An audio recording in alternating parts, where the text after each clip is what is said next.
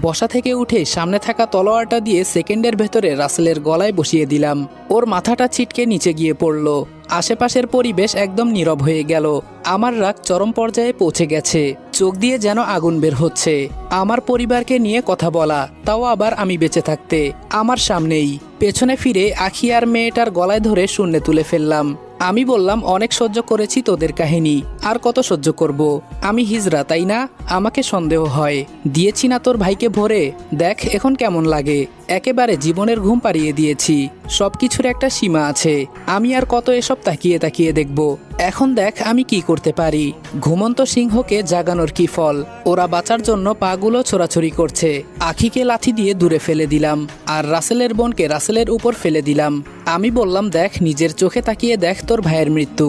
সামনে পড়ে থাকা লাঠিটা দিয়ে আখি আর রাসেলের বোনকে ইচ্ছে মতো মারতে লাগলাম। আমাকে মারবি তাই না? আমার পরিবারকে মারবি? কোন শালা আসবি, আয় দেখি তোদের কার কত দম। চোখ দিয়ে আমার যেন আগুন বের হচ্ছে। হঠাৎ পেছন থেকে একটা মেয়ে আমার হাত ধরে ফেললো। আমি বললাম, তবে তোরে তো। তাকিয়ে দেখি আখির চাচাতো বোন আমার হাত ধরে আছে। মেয়েটা বলল, ভাইয়া ওদের আর মারবেন না, ওরা মারা যাবে। আমি নিচে নেমে রাসেলের মাথাটা হাতে নিয়ে ওর বোনের হাতে ধরিয়ে দিলাম। নে এখন মজা কর। আমাকে মারবি তাই না? আমি তো প্রস্তুত ছিলাম মরার জন্য, কিন্তু তোরা আমাকে মরতে দিলি না। এখন দেখ তোর ভাইকে আমি নিজের হাতে মেরেছি, কি করবি আমার? হঠাৎ পেছন থেকে আমার মাথায় কে জানি আঘাত করলো। পেছনে ফিরে তাকানোর আগেই জ্ঞান হারিয়ে পড়ে গেলাম। তবে একটা কথা স্পষ্ট শুনতে পেরেছি, ছাড়বো না আমি কাউকে, পালিয়ে কই যাবি? যখন একটু তাকানোর শক্তি পেলাম তখন আশেপাশে তাকিয়ে বোঝার চেষ্টা করলাম আমি কই আছি। আমি চারপাশে তাকিয়ে দেখি ট্রেনের রাস্তার উপর শুয়ে আছি। এটা দেখে খুব অবাক হলাম। ট্রেনের হর্নের শব্দ আসছে, মনে হচ্ছে কাছাকাছি ট্রেন চলে এসেছে। শরীরের যতটুকু শক্তি ছিল সবটা দিয়ে রাস্তা থেকে সরে গেলাম, আর এই মুহূর্তেই ট্রেন চলে আসলো।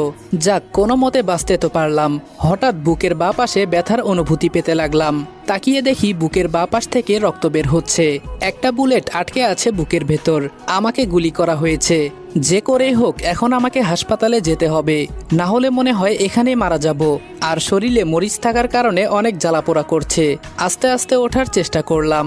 শরীরে এতটুকু শক্তি নেই যে কোনো দিকে হেঁটে যাব, তাও উঠে হাঁটার চেষ্টা করছি। ওই তো সামনে একটা ছোট গ্রাম দেখা যায়। কোনো মতে গ্রামের দিকে গেলাম। গিয়ে দেখি কিছু ছেলে মেয়ে খেলা করছে। আমাকে দেখে ওরা বলল, এই দেখ পাগল এসেছে। হায়রে কপাল, এখন আমাকে ওরা রাস্তার পাগল বানিয়ে দিয়েছে। হেঁটে হেঁটে একটা বাড়ির সামনে গেলাম, আর ছেলে মেয়েগুলো আমাকে পাগল পাগল বলে পিছু পিছু আসছে। দেখি একজন বয়স্ক মহিলা বসে বসে পান চিবাচ্ছে। আমি একটু জোরেই বললাম, আন্টি আমাকে একটা হেল্প করবেন? মহিলাটা বলল, এই পাগল ছাগল যে কোথায় থেকে আসে বুঝি না, মাফ করো বাবা।